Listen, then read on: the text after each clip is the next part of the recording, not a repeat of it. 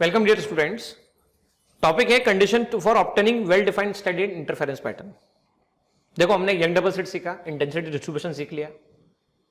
आखिर interference pattern अच्छा कैसे बनेगा, कब बनेगा, ये हमें सीखना है। अब ये सीखने के लिए आप देखिएगा यहां पर क्या क्या कंडीशन बोली गई है। हालांकि पहले मैं जो आपको बात बोल रहा हूं, पहले मैं आपको समझा रहा हूं। दो लाइट सोर्स हमेशा कोहेरेंट होना चाहिए।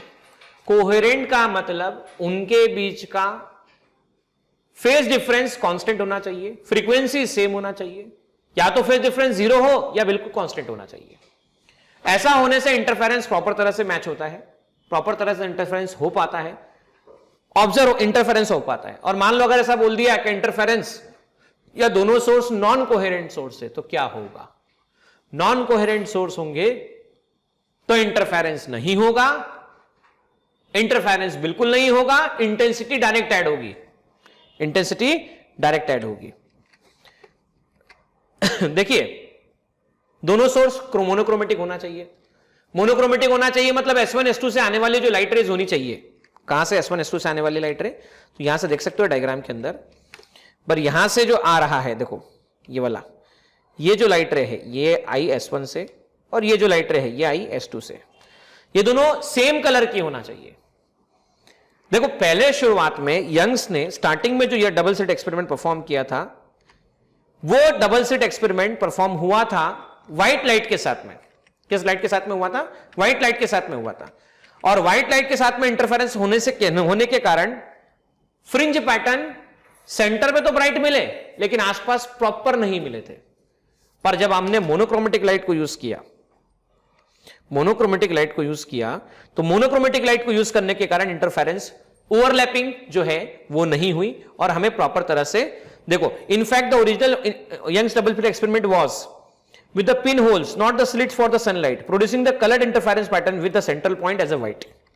चलिए अगला, सब जो भी इंटरफेरिंग पैटर्न्स हैं वो सेम एम्पलीट्यूड के होने चाहिए। अच्छा, सेम एम्पलीट्यूड के होने का फायदा क्या मिला? तो सेम एम्पलीट्यूड में जब भी इंटरफेरेंस पैटर्न होगा तो मैक्सिमम और मिनिमम, मैक्सिमम होगा कंप्लीट मैक्सिमम और मिनिमम होगा बिल्कुल जीरो। तो कंप्लीट ब्राइट और कंप्लीट डार्क मिलता है, मतलब इंटेंसिटी I0 से 4I0 के बीच में वेरी करती है। Separation between slit and source must be small in comparison to distance between the plane containing the observing screen. Small D की वैल्यू छोटी होनी चाहिए। ये क्यों होनी चाहिए मैं आपको बोर्ड पे बताऊंगा। स्लिट नैरो होने चाहिए, दोनों के दोनों सेम स्टेट ऑफ पोलराइजेशन में होने चाहिए। ये बात आपको लर्न करना है, डायरेक्टली लर्न करना है। जो ब्लैक में बताया गया है वो डायरेक्टली लर्न कर लेना है। सेम स्टेट ऑफ पोलराइजेशन में क्यों होना चाहिए? अदरवाइज उनके बीच में इंटरफेरेंस नहीं हो पाएगा, प्रॉपर तरह से इंटरफेरेंस मैच नहीं होगा और इंटेंसिटी प्रॉपर नहीं मिलने वाली। आपको और डिटेल में समझना है तो पोलराइजेशन का वीडियो जाके जरूर देखें कि पोलराइजेशन क्या है। पर्टिकुलर पॉइंट को हम थोड़ा सा चलते हैं बोर्ड पर, स्क्रीन पर समझते, बोर्ड पर चलते हैं और समझते हैं कि मैं ऐसा क्यों कह रहा था। शॉर्ट में रिव्यू करते हैं, ऐसा क्यों बोल रहा था। ये पहला सोर्स S1, दूसरा source S2, central bright. Bright पे इंटेंसिटी कितनी हो सकती है?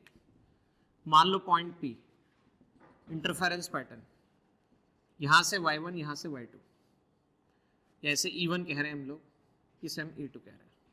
अभी आपके सामने मैंने बताया था कि रिजल्टेंट, इससे पहले वाले लेक्चर में, कि दोनों का रिजल्टेंट जो आता है वो twice E0 cos phi/2 sin 2ωt plus five divide by 2 ये आता है। अब यहां पर हमने ये भी सीखा था स्क्वायर ऑफ एम्पलीट्यूड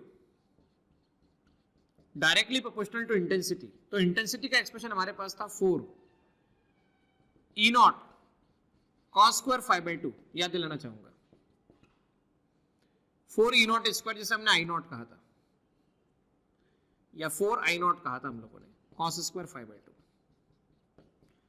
तो बच्चों इंटेंसिटी मैक्सिमम उस समय मैंने डिस्कस भी किया था, 5-0 हुआ तो मैक्सिमम इंटेंसिटी मिलती है 4I0 और 5-180 रहा तो मिनिमम इंटेंसिटी मिलती है 0। मतलब क्या हुआ? इंटेंसिटी 0 से 4I0 के बीच में वेरी करती है। और ये तभी पॉसिबल है जब दोनों के एम्पलीट्यूड सेम हो, क्योंकि E1 जो था वो E1 था E0 sin ωt और E2 जो था वो था E0 sin ωt प्लस 5। अब देखो कोहेरेंट सोर्स का मतलब क्या? पहले वाले में sin ωt है, चेक करना, मैं स्टार लगा रहा हूं, स्टार, यहां पे भी ओमेगा है, यहां फाई है। अब देखो omega T plus phi minus omega T, ये कैंसिलेशन फाई, दोनों के बीच का फेज डिफरेंस फाई है, फाई जीरो भी हो सकता है। तो कोहेरेंट सोर्स के डेफिनेशन समझ में आ गई, omega omega same, coherent source, phi constant zero, या तो जीरो या कांस्टेंट, फाई कांस्टेंट होना चाहिए, टाइम के साथ चेंज नहीं होना चाहिए। अब देखो बच्चों, फ्रिंज विड्थ का जो पैटर्न ऑब्टेंड हुआ था, फ्रिंज विड्थ का जो पैटर्न ऑब्टेंड हुआ था, वो पैटर्न में फ्रिंज विड्थ का एक्सप्रेशन था beta equal to lambda capital D upon small D. अभी lambda capital D upon small D में यहां से यहां तक की डिस्टेंस स्मॉल डी थी और यहां से यहां तक की डिस्टेंस कैपिटल डी थी, थोड़ा समझने पे ध्यान देना, ये डिस्टेंस कैपिटल डी थी।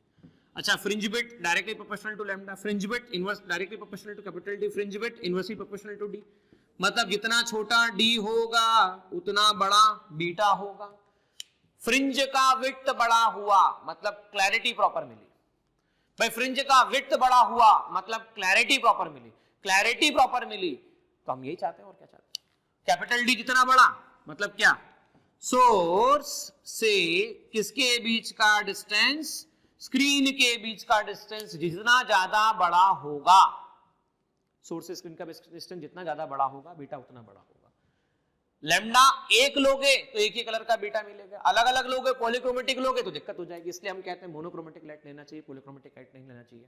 स्टेट ऑफ वाइब्रेशन सेम होना चाहिए, एम्पलीट्यूड दोनों के सेम थे तो हमें आंसर 4I0 मिला, मैक्सिमम इंटेंसिटी, मिनिमम 0 मिला। पर अगर एम्पलीट्यूड नहीं होते थे तो एम्पलीट्यूड का मैक्सिमम आंसर जो मिलता था वो आता था E10 प्लस E20। मान लो ये होता था E10 और ये होता था E20, मिनिमम आंसर जो आता था वो कितना आता था E10 माइनस E20। और देखो मिनिमम में 0 नहीं होता था, मिनिमम में डिफरेंस अगर सेम नहीं होते तो 0 नहीं होता था, एम्पलीट्यूड 0 नहीं होता था तो इंटेंसिटी भी 0 नहीं होती थी। तो मिनिमम कंप्लीट 0 हो जाए तो कंप्लीट डार्क, कंप्लीट 0 हो जाए तो कंप्लीट डार्क। इसको एक डायग्राम से भी समझ सकते हो, ये देखो डायग्राम, सोचो ध्यान से देखना, ये +2, ये -2, ये +2, ये -2, ये -2, ये +2, ये -2 और ये +2, +2, ये देखो यहां से यहां तक प्लस, यहां से यहां तक माइनस, ये देखो प्लस है, ये माइनस है, ये माइनस है, प्लस है, प्लस है, माइनस है, ये माइनस है, प्लस है। अच्छा, +2 -2 आंसर कितना आता है 0, 0 मतलब straight line, -2 +2 answer 0, +2 -2 answer 0, -2 +2 answer 0। अच्छा, अगर एम्पलीट्यूड 0 आ गया तो इंटेंसिटी भी 0 आ गई। पर सोचो अगर ये +2 -3 होता, +2 -3 होता तो -1 आता, +3 यहां पर -3 और +3 होता था तो देखो क्या आता था -1 +1 -1 +1, तो क्या 0 आता था, क्या 0 नहीं आता था। कंप्लीट डार्क और कंप्लीट ब्राइट ऑब्टेन नहीं होते थे, इसके एम्पलीट्यूड सेम होना चाहिए, स्टेट ऑफ वाइब्रेशन सेम होना चाहिए, पोलराइजेशन सेम होना चाहिए। पोलराइजेशन को जानना है, समझना है, देखना है तो पोलराइजेशन का वीडियो जाके चेक करो, पोलराइजेशन दे रखा है, पोलराइजेशन बाय स्कैटरिंग दे रखा है, कंप्लीट दे रखा है। तो नेक्स्ट वीडियो में मैं आपसे बात करूंगा, नेक्स्ट वीडियो में मैं मुलाकात करूंगा और टॉपिक का डिस्कशन करूंगा कि आखिर किस तरह से मोनोक्रोमेटिक सोर्स को जनरेट किया जाता है, वो कौन कौन से तरीके हैं जिससे मोनोक्रोमेटिक सोर्स जनरेट हो सकता है।